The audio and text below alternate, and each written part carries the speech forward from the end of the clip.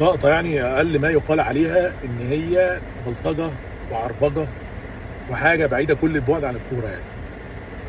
شخصية زبالة باريديس ده، ويستاهل اللي هو فيه لمزبلة التاريخ أصلا، ولا لعب في نادي عليه القيمة ولا عمل أي أرقام في مسيرته، وحاليا بيلعب في بوكا جونيور في الأرجنتين بالعافية، وهم جايبينه أصلا المنتخب عشان يعمل الشويتين اللي هو بيعملهم كده، يبلطج يضرب يستفز، هو ما بيعملش غير كده.